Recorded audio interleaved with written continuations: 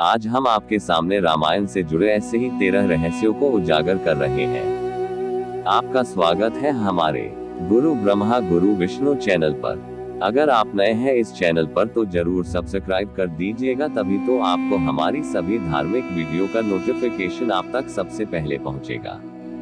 रामायण का हिंदू धर्म में एक विशिष्ट स्थान है। मनुष्य जाति के जीवन और उनके कर्मों का विशेष प्रकार से रामायण में विवरण दिया गया है। हम में से अधिकांश लोगों को रामायण की कहानी पता है, लेकिन इस महाकाव्य से जुड़े कुछ ऐसे भी रहस्य हैं जिनके बारे में लोगों को जानकारी नहीं है। ऐसा माना जाता है कि मूल रामायण की रचना ऋषि वाल्मीकि द्वारा की गई थी, लेकिन कई अन्य संतों और वेद पंडितों जैसे तुलसीदास, संत एकनाथ इत्यादि ने भी इसके अन्य संस्करणों की रचना की है। हालांकि प्रत्येक संस्करण में अलग अलग तरीके से कहानी का वर्णन किया गया है, लेकिन मूल रूपरेखा एक ही है। ऐसा माना जाता है कि रामायण की घटना 4वीं और 5वीं शताब्दी की है। 1. रामायण के हर 1000 श्लोक के बाद आने वाले पहले अक्षर से गायत्री मंत्र बनता है। गायत्री मंत्र में 24 अक्षर होते हैं और वाल्मीकि रामायण में 24,000 श्लोक है। रामायण के हर 1000 श्लोक के बाद आने वाले पहले अक्षर से गायत्री मंत्र बनता है। यह मंत्र इस पवित्र महाकाव्य का सार है। गायत्री मंत्र को सर्वप्रथम ऋग्वेद में उल्लिखित किया गया है। 2. राम और उनके भाइयों के अलावा राजा दशरथ एक पुत्री के भी पिता थे। श्री राम के माता पिता एवं भाइयों के बारे में तो प्रायः सभी जानते हैं, लेकिन बहुत कम लोगों को यह मालूम है कि राम की एक बहन भी थी, जिनका नाम शांता था। वे आयु में चारों भाइयों से काफी बड़ी थी। उनकी माता कौशल्या थी। ऐसी मान्यता है कि एक बार अन्य देश के राजा रोमपद और उनकी रानी वशिनी अयोध्या आए। उनको कोई संतान नहीं थी। बातचीत के दौरान राजा दशरथ को जब ये बात मालूम हुई तो उन्होंने कहा, मैं अपनी बेटी शांता आपको संतान के रूप में दूंगा। ये सुनकर रोमपद और वशिनी बहुत खुश हुए। उन्होंने बहुत स्नेह से उसका पालन पोषण किया और माता पिता के सभी कर्तव्य निभाए।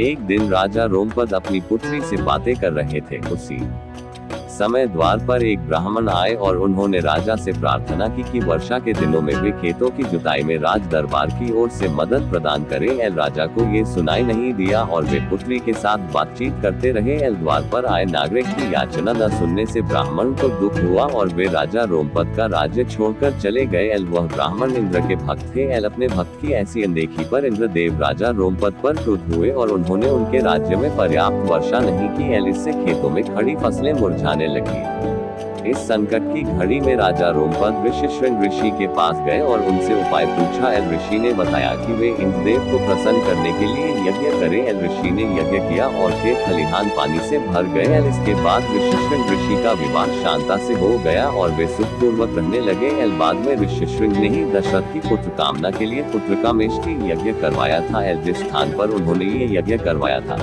वह अयोध्या से लगभग 39 की पूर्व में था और वहां आज भी उनका आश्रम है और उनकी तथा उनकी पत्नी की समाधियां हैं। 3. राम विष्णु के अवतार हैं, लेकिन उनके अन्य भाई किसके अवतार थे? राम को भगवान विष्णु का अवतार माना जाता है, लेकिन आपको पता है कि उनके अन्य भाई किसके अवतार थे? लक्ष्मण को शेषनाग का अवतार माना जाता है, जो क्षीर सागर में भगवान विष्णु का आसन है, जबकि भरत और शत्रुघ्न को क्रमशः भगवान विष्णु द्वारा हाथों में धारण किए गए सुदर्शन चक्र और शंखशैल का अवतार माना जाता है। 4. सीता स्वयंवर में प्रयुक्त भगवान शिव के धनुष का नाम है। हम में से अधिकांश लोगों को पता है कि राम का सीता से विवाह एक स्वयंवर के माध्यम से हुआ था। उस स्वयंवर के लिए भगवान शिव के धनुष का इस्तेमाल किया गया था, जिस पर सभी राजकुमारों को प्रत्यंचा चढ़ाना था। लेकिन बहुत कम लोगों को पता होगा कि भगवान शिव के उस धनुष का नाम पिनाक था। 5. लक्ष्मण को गुदाकेश के नाम से भी जाना जाता है। ऐसा माना जाता है कि वनवास के 14 वर्षों के दौरान अपने भाई और भाभी की रक्षा करने के उद्देश्य से लक्ष्मण कभी सोते नहीं थे। इसके कारण उन्हें गुदाकेश के नाम से भी जाना जाता है। वनवास की पहली रात को जब राम और सीता सो रहे थे तो निद्रा देवी लक्ष्मण के सामने प्रकट हुई। उस समय लक्ष्मण ने निद्रा देवी से अनुरोध किया कि उन्हें ऐसा वरदान दे कि वनवास के 14 वर्षों के दौरान उन्हें नींद न आए और वह अपने प्रिय भाई और भाभी की रक्षा कर सके। निद्रा देवी इस बात पर प्रसन्न होकर बोली कि अगर कोई तुम्हारे बदले 14 वर्षों तक सोए तो तुम्हें यह वरदान प्राप्त हो सकता है। इसके बाद लक्ष्मण की सलाह पर निद्रा देवी लक्ष्मण की पत्नी और सीता की बहन उर्मिला के पास पहुंची। उर्मिला ने लक्ष्मण के बदले सोना स्वीकार कर लिया और पूरे 14 वर्षों तक सोती रही। 6 उस जंगल का नाम जहां राम, लक्ष्मण और सीता वनवास के दौरान रुके थे। रामायण महाकाव्य की कहानी के बारे में हम सभी जानते हैं कि राम और सीता लक्ष्मण के साथ 14 वर्षों के लिए वनवास गए थे और राक्षसों के राजा रावण को हराकर वापस अपने राज्य लौटे थे। हम में से अधिकांश लोगों को पता है कि राम, लक्ष्मण और सीता ने कई साल वन में बिताए थे, लेकिन कुछ ही लोगों को उस वन के नाम की जानकारी होगी। उस वन का नाम दंडकारण्य था जिसमें राम, सीता और लक्ष्मण ने अपना वनवास बिताया था। यह वन लगभग 35,600 वर्ग मील में फैला हुआ था, जिसमें वर्तमान छत्तीसगढ़, उड़ीसा, महाराष्ट्र और आंध्र प्रदेश के कुछ हिस्से शामिल थे। उस समय ये वन सबसे भयंकर राक्षसों का घर माना जाता था, इसलिए इसका नाम दंडकारण्य था, जहाँ दंड का अर्थ सजा देना और अरण्य का अर्थ वन है। 7 लक्ष्मण रेखा प्रकरण का वर्णन वाल्मीकि रामायण में नहीं है। पूरे रामायण की कहानी में सबसे पेचीदा प्रकरण लक्ष्मण रेखा प्रकरण है, जिसमें लक्ष्मण वन में अपनी झोपड़ी के चारों ओर एक रेखा खींचते हैं। जब सीता के अनुरोध पर राम हिरण को पकड़ने और मारने की कोशिश करते हैं, तो वह हिरण राक्षस मारीच का रूप ले लेता है। मरने के समय में मारीच राम की आवाज में लक्ष्मण और सीता के लिए रोता है। ये सुनकर सीता लक्ष्मण से आग्रह करती है कि वह अपने भाई की मदद के लिए जाए, क्योंकि ऐसा प्रतीत होता है कि उनके भाई किसी मुसीबत में फंस गए हैं। पहले तो लक्ष्मण सीता को अकेले जंगल में छोड़कर जाने को राजी नहीं हुए, लेकिन बार बार सीता द्वारा अनुरोध करने पर वह तैयार हो गए। इसके बाद लक्ष्मण ने झोपड़ी के चारों ओर एक रेखा खींची और सीता से अनुरोध किया कि वह रेखा के अंदर ही रहे, और यदि कोई बाहरी व्यक्ति इस रेखा को पार करने की कोशिश करेगा तो वह जलकर भस्म हो जाएगा। इस प्रकरण के संबंध में अज्ञात तथ्य यह है कि इस कहानी का वर्णन न तो वाल्मीकि रामायण में है और न ही रामचरितमानस में है, लेकिन रामचरितमानस के लंका कांड में इस बात का उल्लेख रावण की पत्नी मंदोदरी द्वारा किया गया है। 8 रावण एक उत्कृष्ट वीणा वादक था। रावण सभी राक्षसों का राजा था। बचपन में वह सभी लोगों से डरता था, क्योंकि उसके 10 सिर थे। भगवान शिव के प्रति उसकी दृढ़ आस्था थी। इस बात की पुख्ता जानकारी है कि रावण एक बहुत बड़ा विद्वान था और उसने वेदों का अध्ययन किया था। लेकिन क्या आपको पता है कि रावण के ध्वज में प्रतीक के रूप में वीणा होने का कारण क्या था? चूंकि रावण एक उत्कृष्ट वीणा वादक था, जिसके कारण उसके ध्वज में प्रतीक के रूप में वीणा अंकित था। हालांकि रावण इस कला को ज्यादा तवज्जो नहीं देता था, लेकिन उसे यह यंत्र बजाना पसंद था। 9 इंद्र के ईर्ष्यालु होने के कारण कुंभकर्ण को सोने का वरदान प्राप्त हुआ था। रामायण में एक दिलचस्प कहानी हमेशा सोने वाले कुंभकर्ण की है। कुंभकर्ण रावण का छोटा भाई था, जिसका शरीर बहुत ही विकराल था। इसके अलावा वह पेटुक बहुत अधिक खाने वाला भी था। रामायण में वर्णित है कि कुंभकर्ण लगातार 6 महीनों तक सोता रहता था और फिर सिर्फ एक दिन खाने के लिए उठता था और पुनः 6 महीनों तक सोता रहता था। लेकिन क्या आपको पता है कि कुंभकर्ण को सोने की आदत कैसे लगी थी? एक बार एक यज्ञ की समाप्ति पर प्रजापति ब्रह्मा कुंभकर्ण के सामने प्रकट हुए और उन्होंने कुंभकर्ण से वरदान मांगने को कहा। इंद्र को इस बात से डर लगा कि कहीं कुंभकर्ण वरदान में इंद्रासन न मांग ले, अतः उन्होंने देवी सरस्वती से अनुरोध किया कि वह कुंभकर्ण की जिह्वा पर बैठ जाए, जिससे वह इंद्रासन के बदले निद्रासन मांग ले। इस प्रकार इंद्र की ईर्ष्या की वजह से कुंभकर्ण को सोने का वरदान प्राप्त हुआ था। 10 नासा के अनुसार रामायण की कहानी और आदम का पुल एक दूसरे से जुड़े हुए हैं।